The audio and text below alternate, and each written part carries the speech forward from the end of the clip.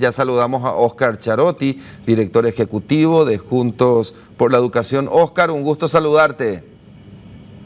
¿Qué tal, Javier? Buenas noches, ¿cómo estás? Un saludo a toda tu audiencia.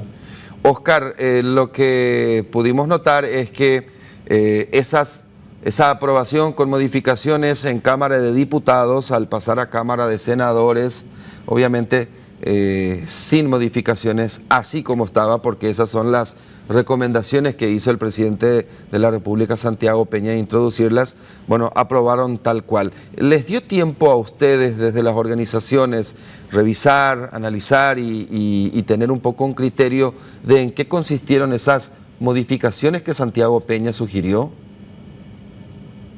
Bueno, a ver, Javier, primero creo que es importante mencionar, la verdad que desconocemos cuáles fueron o cuál fue la propuesta del Ejecutivo. Eh, Creo que también este audio que se filtró hace una semana, donde justamente daban cuenta de que esta versión analizada en diputados ya fue, digamos, objeto de discusiones entre el Ejecutivo y el Legislativo, donde de alguna u otra forma prevalece en algunos aspectos, entiendo yo, versiones ya o propuestas del Legislativo. Es muy difícil saber efectivamente cuáles eran las propuestas del Ejecutivo. Eh, Tuvimos básicamente un análisis bastante, digamos, general de lo que fueron estos cambios. Entendemos que, si bien es cierto, se hicieron pequeños ajustes, principalmente en cuestiones que tienen que ver con las sanciones. Creo que también hubo un esfuerzo por tratar de mejorar un poco, mejorar, digo, entre comillas, el alcance o la aplicación, dejando de lado, digamos, a una serie de otras organizaciones. Esto es importante tener en cuenta, que en la versión inicial, el artículo segundo, que refería justamente al alcance, era, digamos, tremendamente amplio y ambiguo. O sea, básicamente alcanzaba a cualquier tipo de organización que no sea del gobierno, ¿verdad? En esta última versión aprobada hoy en diputados, sí ya hubo, digamos, cierta mejora, por decirlo así, en la especificidad, dejando de lado a las iglesias, dejando de lado a los clubes deportivos, dejando de lado a una serie de organizaciones y concentrando esta mirada en algunas organizaciones sin fines de lucro, con algunas particularidades, ¿verdad?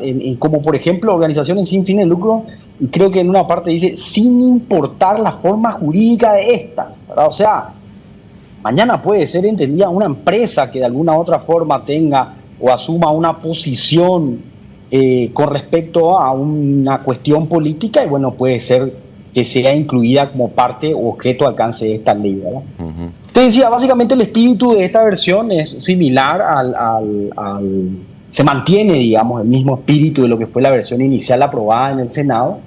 Creemos que, si bien es cierto, deja de lado una serie de inconstitucionalidades, permanecen otras que pueden ser recurridas por parte de la sociedad civil, así como mencionaba, creo que el senador Leite en aquel audio que fue filtrado, donde justamente él ya daba cuenta de que, bueno, iba a ser muy difícil avanzar con esto, porque efectivamente las organizaciones van a recurrir efectivamente a una acción de inconstitucionalidad en derecho, dado, digamos, las salvaguardas que establece la Constitución Nacional, el artículo 33, el artículo 36, con respecto a la confidencialidad y el resguardo documental y una serie de cuestiones.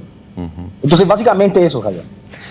Óscar, pocos días pasaron de su tratamiento en Cámara de Diputados y ya inmediatamente en Cámara de Senadores. Yo le escuchaba hoy al senador Leite y daba a entender, como les guste o no les guste, esto se va a aprobar.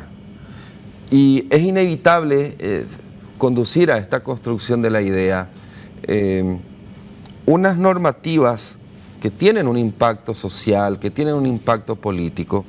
Ya no es como en tiempos anteriores que las podías imponer. Hoy se habla de una construcción de ideas para que cuando se tenga que implementar, obviamente, exista un equilibrio social, político, en todos los niveles con respecto a los cambios.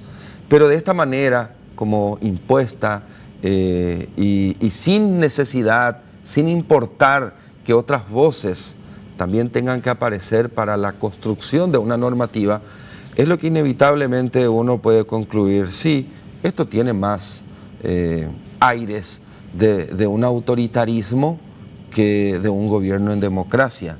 No sé si estás de acuerdo con eso, Óscar.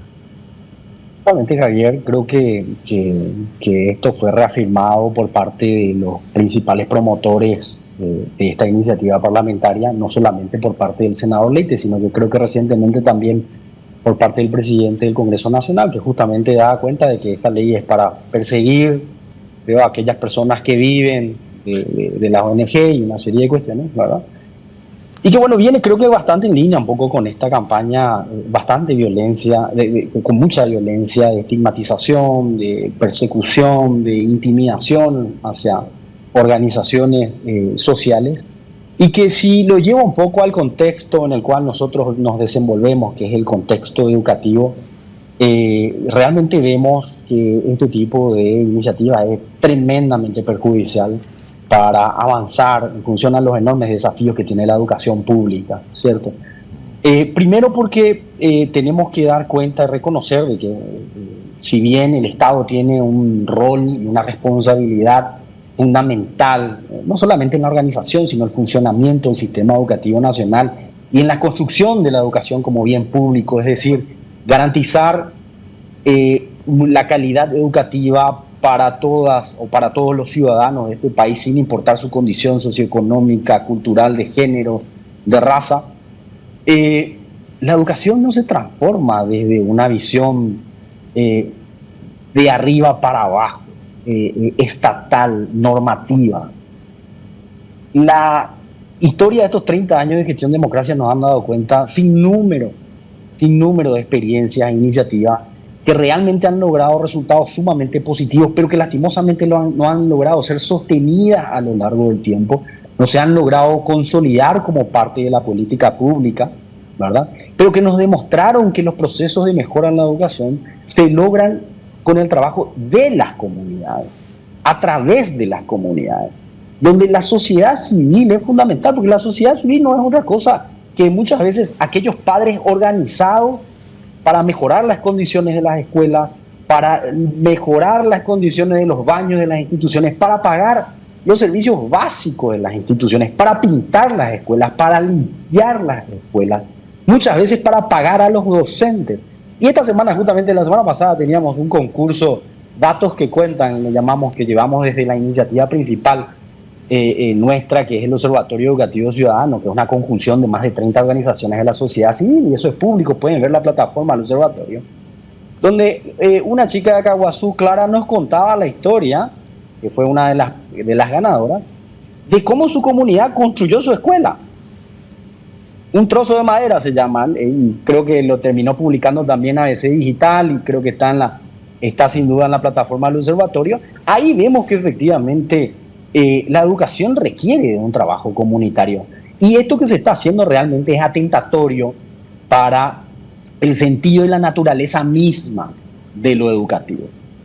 Entonces, realmente yo creo que, bueno, en este caso nuestras instituciones tienen los mecanismos para rever este tipo de iniciativas.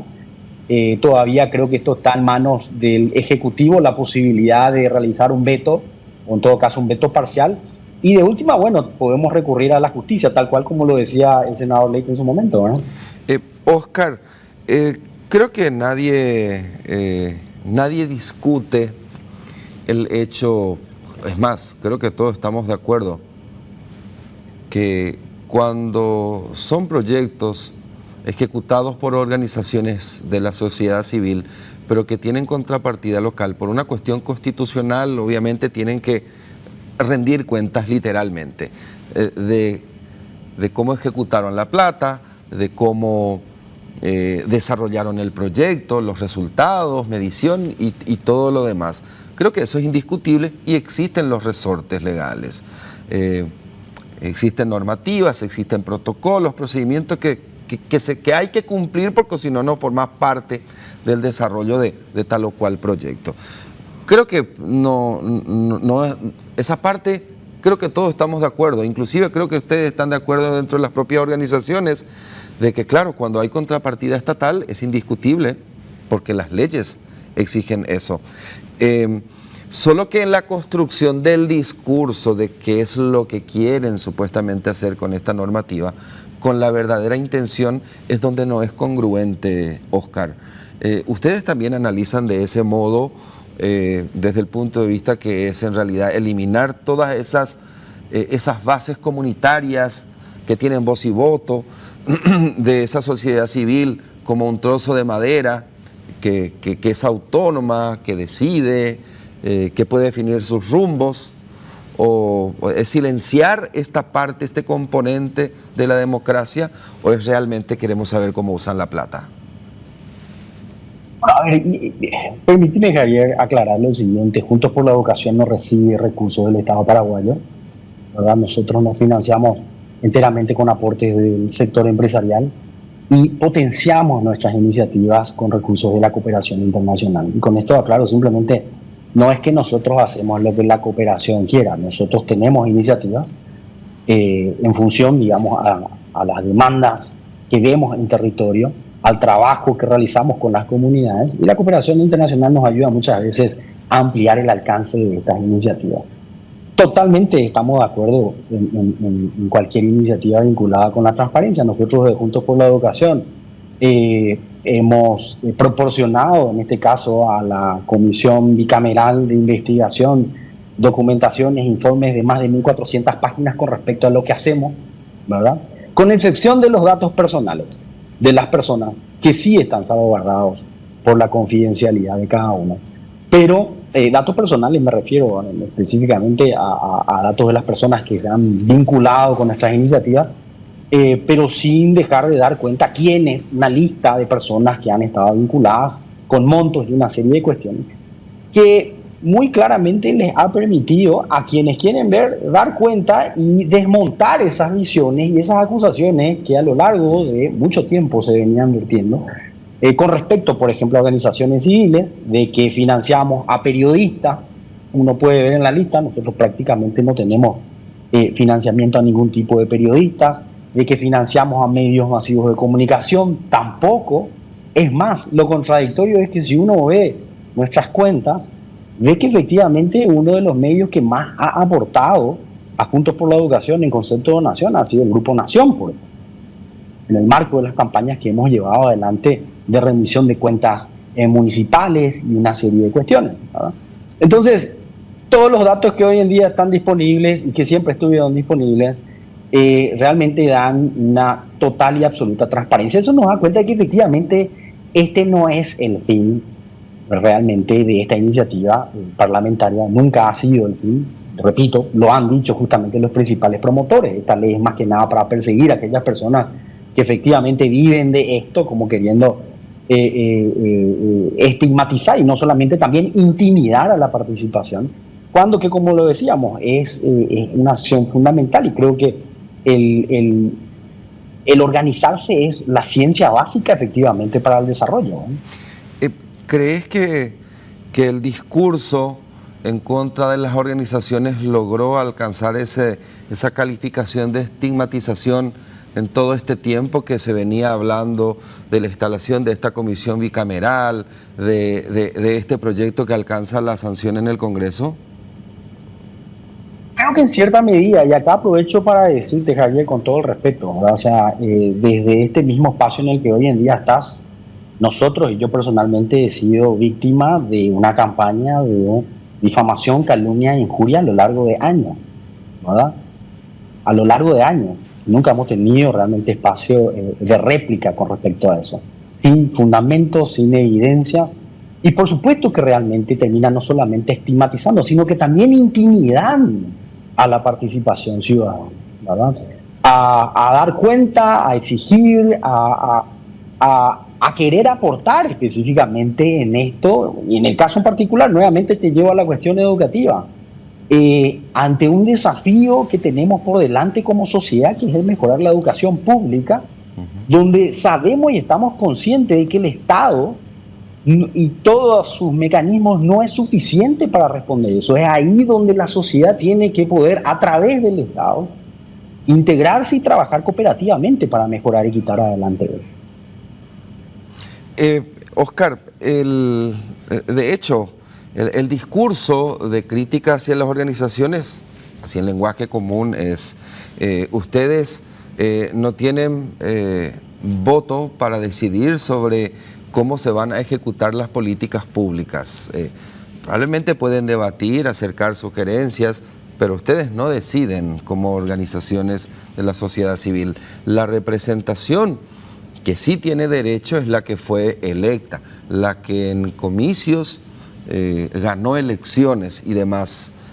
¿Cómo ven ustedes esa diferencia entre la administración del Estado se limita solamente a quienes fueron electos por el pueblo a través del voto popular, y sobre la participación de los mecanismos y las vías de participación de la sociedad civil para de igual manera participar en esas decisiones de las políticas públicas?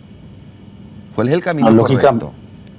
Bueno, lógicamente, así como decía Javier, nuestra democracia representativa delega la responsabilidad en nuestros representantes en cuanto se refiere a la toma de decisiones. Eso es absolutamente indelegable, ¿cierto? Y nosotros no tenemos por qué efectivamente meternos con esa toma de decisiones cuya responsabilidad es las autoridades electas y responsables de llevar adelante las políticas. Sin embargo, también se establece que esta democracia no solamente es representativa, sino que es participativa y es pluralista.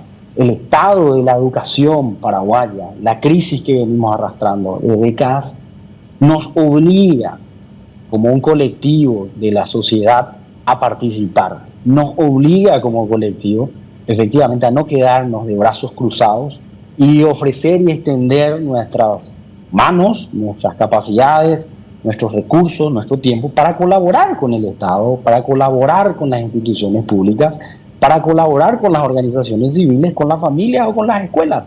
Desde ya muchísimas empresas, muchas de las cuales apoyan a nuestras organizaciones, tienen y han llevado adelante iniciativas individuales de soporte a instituciones educativas.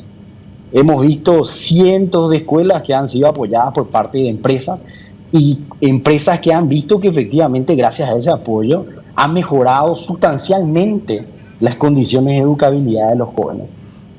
A partir de ahí, estas personas del sector empresarial han visto la necesidad de poder realmente, o la oportunidad realmente, de colaborar desde instancias como la de Juntos por la Educación, a través del Observatorio Educativo, con una visión más amplia, de aportar ideas, visiones, evidencias, datos, análisis, formas de llevar adelante una serie de iniciativas donde el Estado efectivamente puede tomarlas, puede inspirarse o puede no tomarlas, pero las decisiones caen indefectiblemente en el Estado. Oscar, un gusto conversar contigo. Ojalá tengamos otros espacios para seguir construyendo un poco el debate basado en las ideas, pero te agradezco que te tomes el tiempo de atendernos. Hasta pronto. Gracias a vos, Javier, un gusto siempre, un abrazo. Hasta pronto. Oscar Charotti, director ejecutivo de Juntos por la Educación, también expidiéndose con respecto a la sanción que alcanzó esta normativa en el Congreso Nacional.